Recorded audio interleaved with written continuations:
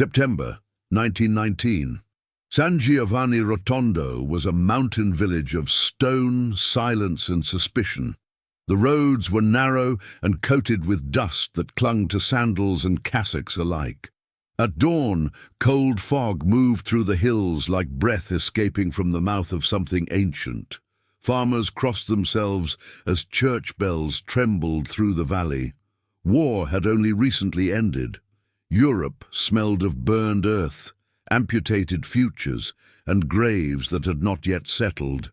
And inside a small Capuchin friary, hidden behind thick stone walls stained with candle smoke, a priest was bleeding. Not metaphorically, not poetically, literally. Blood seeped from holes in his hands, his feet, his side. A living man carried wounds corresponding to the crucifixion of Jesus Christ. The friar's name was Padre Pio. You need to understand the terror this caused. Not devotion, terror. Because the church had seen frauds before. The 20th century was becoming intoxicated with rationalism. Scientists believed mystery was merely ignorance waiting to be dissected. Newspapers mocked miracles. Intellectuals laughed at the supernatural with the confidence of men standing under electric lights for the first time in human history. And yet this poor friar from Pietrelcina sat in a monastery cell with wounds that refused to obey biology. The blood carried a fragrance. Witnesses described the odor as flowers, violets, lilies, perfume, fresh roses after rain. Not rot, not infection, not iron, not gangrene. Flowers. The smell of sanctity, which made no scientific sense, because open flesh decays, blood putrefies, human wounds infect, especially in 1919, before modern antibiotics. But these wounds did not decay, and this is where the investigation begins, not in blind faith, not in sentimental religion, but in a room filled with doctors staring at flesh that refused to behave like flesh. Wait, because what happened next defies easy explanation. The friary itself seemed too small for the storm gathering around it. Pilgrims climbed the mountain roads hoping for healing. Skeptics arrived hoping for embarrassment. Priests whispered in corridors. Bishops feared scandal. Rome watched carefully from a distance. And at the center of all of it sat a man who wanted none of it. That is perhaps the strangest detail. Frauds crave attention, but Padre Pio begged God to hide the wounds. He wrapped his hands constantly. He avoided photographs. He wept over the spectacle. The attention felt to him like humiliation. Inside his small room, the air smelled of old wool, candle wax, damp stone, and blood. His wooden bed creaked whenever he turned during feverish nights. The walls were bare, except for a crucifix darkened by years of smoke and prayer. Sometimes witnesses heard him crying softly behind the door, not from physical pain alone, but from shame, from exhaustion, from the unbearable sensation of being watched. Because the wounds did not merely bleed outward, they exposed him. And exposure is one of the deepest sufferings a soul can endure, especially a soul trying desperately to remain hidden. You can almost hear the skepticism forming already. Maybe he cut himself.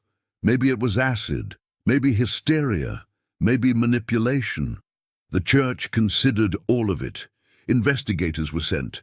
Among them was Dr. Luigi Romanelli, a serious physician, calm, methodical, not a mystic chasing visions. He examined Padre Pio repeatedly over the course of 15 months. He observed the wounds closely, medically, physically, and what he discovered disturbed him. The tissue around the wounds remained strangely fresh. No necrosis, no infection, no normal healing progression. The injuries bled, yet resisted deterioration. Romanelli could not classify them according to known pathology. He wrote carefully because doctors are trained to protect themselves from wonder. Clinical language becomes armor against mystery. But even through the restraint of his reports, You can feel the tension building beneath the surface. The wounds were real, yet they behaved unlike wounds. Imagine standing over a patient while every medical instinct inside you whispers that something is fundamentally wrong with what you are seeing. Not evil, not theatrical. Wrong in the way a law of physics would feel wrong if gravity suddenly stopped working in one room of a hospital. Romanelli touched the edges of the wounds. He studied the coloration. He watched the blood. Still no infection. Still no healing. Still no explanation. And then came Dr. Amico Bignami, an atheist, a skeptic, a respected pathologist. This is the part skeptics try to ignore, because Bignami did not arrive hoping to confirm a miracle. He arrived hoping to dismantle one. His reputation mattered. Scientific credibility mattered. He approached the friary with suspicion sharpened by intellect.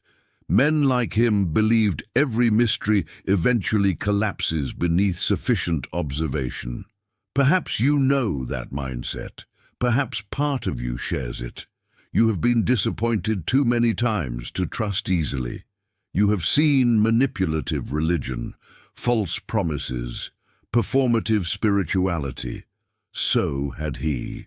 When Bignami entered Padre Pio's room, he carried not only medical instruments, but an entire worldview. The room was dimly lit. Morning light pushed weakly through narrow windows. Dust floated in the air like ash suspended in holy water. Padre Pio sat silently while the doctor approached. Imagine the silence, the doctor examining the friar's hands, the friar lowering his eyes, the faint smell of flowers lingering inexplicably in a room containing open flesh. Bignami attempted something aggressive. If the wounds were fraudulent, sealing them should expose the deception. He treated them with iodine, wrapped them, bandaged them carefully, closed them off from interference, a controlled medical observation. The implication was brutal. If the wounds disappeared, the friar was a fraud. If infection developed, they were ordinary injuries. Either way, science would reclaim control. Days passed. Then the seals were removed. The wounds were worse. More vivid, still bleeding, still unnaturally fresh, and the doctor had no explanation, no scientific category, no satisfying reduction, only the terrifying experience of touching a phenomenon that would not submit to material certainty. And suddenly the gospel scene from 2,000 years earlier begins to feel less distant. The Apostle Thomas knew this same tension, the tension between longing and disbelief, the exhaustion of disappointment, the fear of surrendering your skepticism only to be humiliated again. Picture the room after the resurrection, not painted gold like religious art, real, dark, close, the smell of sweat trapped in linen garments, oil lamps burning with thick smoke, dust on the floor. Fear trapped inside human breathing. The disciples were hiding. You forget that part sometimes. The resurrection did not begin in triumph. It began in hiding. The doors were locked because they believed they might be executed next. Every creak in the hallway sounded like Roman soldiers. Every shadow felt dangerous. Thomas entered, carrying anger disguised as reason. "Unless I touch the wounds," he said, "I will not believe." And perhaps you understand him more than you admit, because unresolved grief creates hard skepticism. The room fell silent when Christ appeared. Imagine the shock of it, not translucent, not symbolic, a breathing body standing inside the fear. You can almost hear the trembling inhalations, the crackling lamp flame, the fabric shifting as men step backward. Christ approached Thomas slowly, not offended, not impatient, merciful. Touch the wound. The invitation itself is astonishing. God does not merely preach resurrection, He allows examination. Thomas reaches forward. His hands are shaking. The wound in Christ's side is warm around the edges, but cold deeper within, where death itself had entered human flesh. The smell of blood still lingers faintly beneath the scent of oil and dust. Thomas presses his fingers into reality itself, and skepticism collapses not because of argument, but because of encounter. Do you see the parallel now? Two doctors leaning over Padre Pio's wounds, Thomas leaning into Christ's wounds. Men trained by suffering to distrust easy belief, and yet forced to confront something tangible, something physical, something they could touch.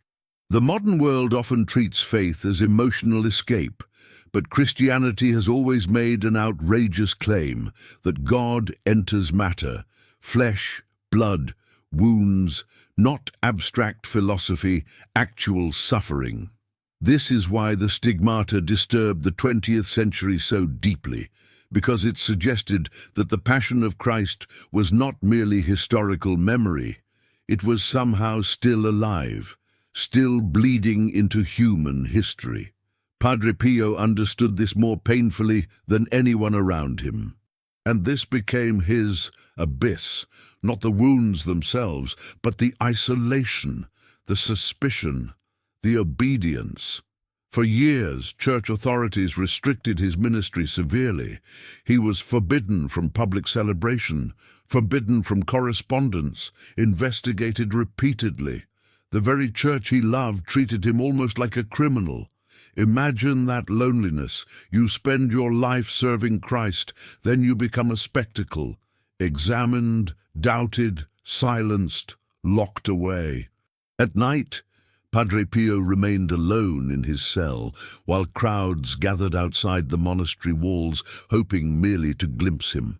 Candlelight flickered across stone corridors. The mountain winds groaned through cracks in the building. Somewhere distant, dogs barked into the darkness, and inside that small room sat a bleeding priest praying for invisibility. This is important, because heroic suffering is rarely cinematic while you are inside it. It feels repetitive, humiliating, cold. Padre Pio once begged God to remove the visible wounds, but allow him to continue suffering invisibly. Think about that. He did not ask for comfort. He asked for concealment. The world sees miracles and assumes privilege. But many mystics experience miracles as crucifixions. There were nights he reportedly battled terrifying spiritual oppression. Nights of fever, nights where blood soaked through bandages while exhaustion hollowed his face. Witnesses described him appearing both ancient and luminous at the same time, like a candle burning itself away, and yet people left his presence changed, not entertained, changed, because suffering carried with love has a strange authority. You know this instinctively. The people who transform your life are rarely the polished ones. They are the wounded ones who somehow remain merciful, the ones who could have become bitter but did not, the ones who bled without infecting others with their pain. And perhaps this is where the investigation turns toward you, because maybe your wounds are not visible. Maybe nobody examines them under medical lamps. Maybe your stigmata is unresolved guilt.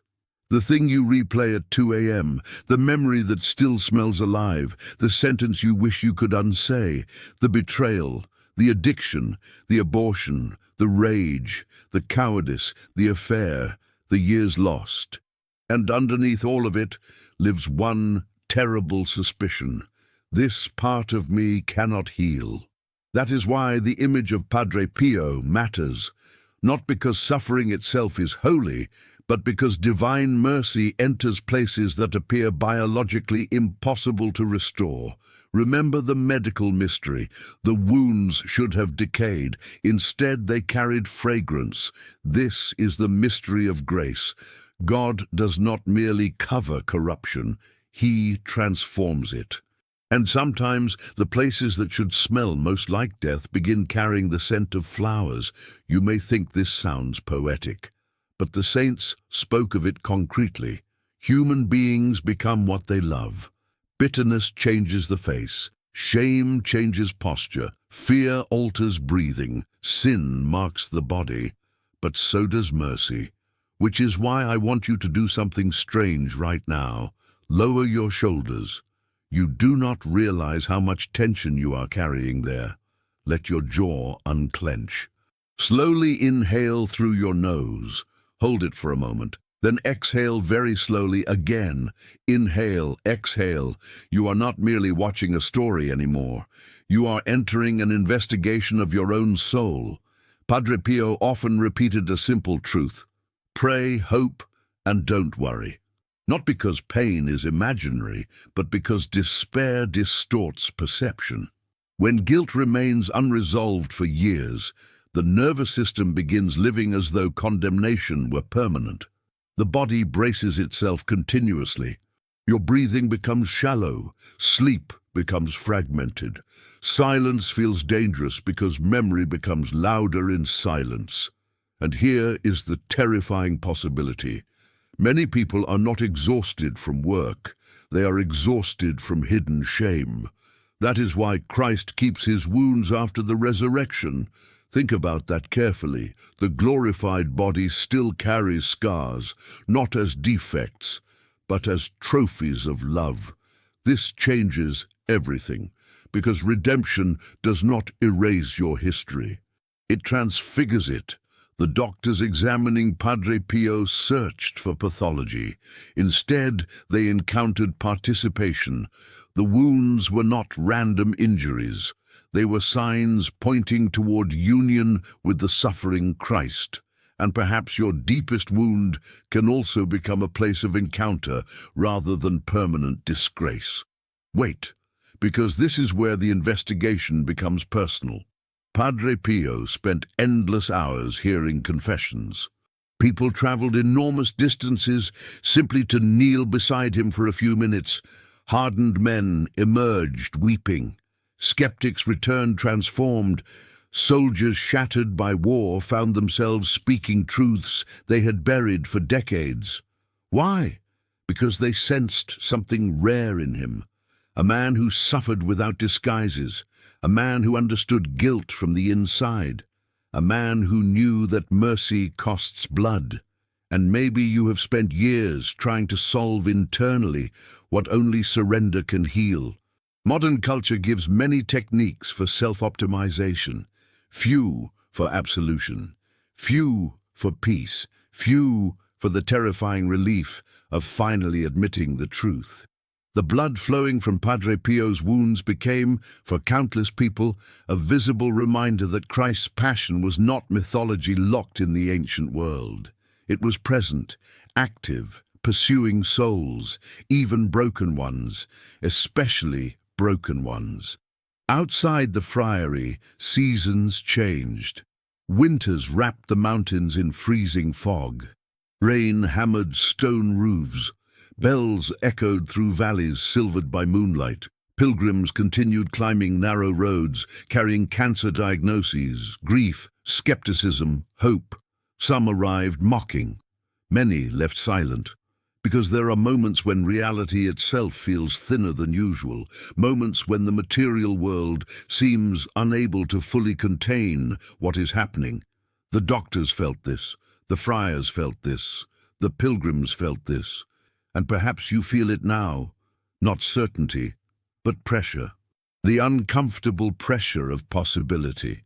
What if holiness is real?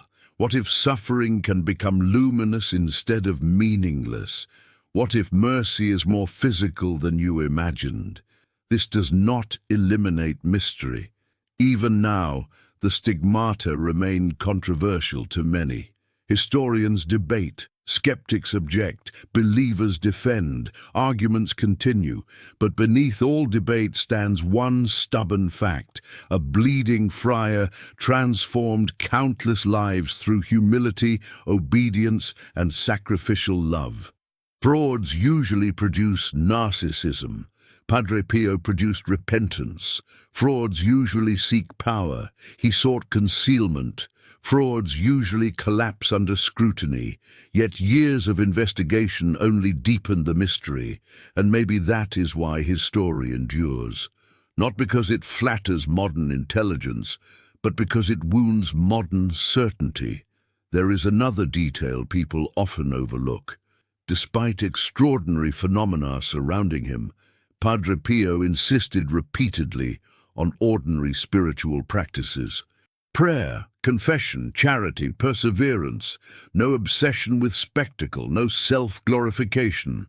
The supernatural for him was never entertainment, it was intimacy with a crucified God, and intimacy always leaves marks, sometimes visible, more often invisible.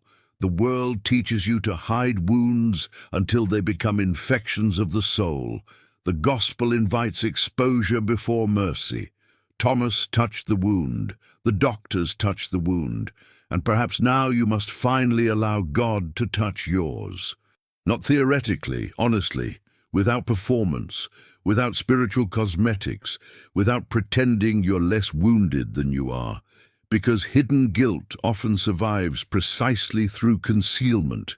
You keep moving, working, scrolling, laughing, achieving. Meanwhile, something inside continues bleeding quietly beneath the bandages, and maybe tonight is the first time in a long time you have stopped long enough to acknowledge it. So listen carefully. Relax your shoulders again. Release your jaw. Breathe slowly, inhale deeply, exhale completely. You are safe enough now to stop running internally for a few moments. Padre Pio once prayed, "Stay with me, Lord." Simple words, but they emerged from profound darkness, not triumphalism, dependence. He understood that without God, the human heart becomes cold quickly, fear returns quickly, vanity returns quickly, despair returns quickly. So, here is your challenge. For the next 7 nights, before sleep, turn off the noise for a few minutes. No endless scrolling, no television murmuring in the background, no distraction. Sit quietly, breathe slowly, and pray, "Stay with me, Lord." That is all. Do not perform. Do not force emotion. Just remain there honestly. If guilt surfaces, let it surface. If grief rises, let it rise. If tears come, let them come. You do not have to solve your soul in one night. Thomas did not understand everything in one moment. The doctors did not suddenly possess perfect explanations. But encounter began transformation. And perhaps that is all you need right now. Not total certainty. Just encounter.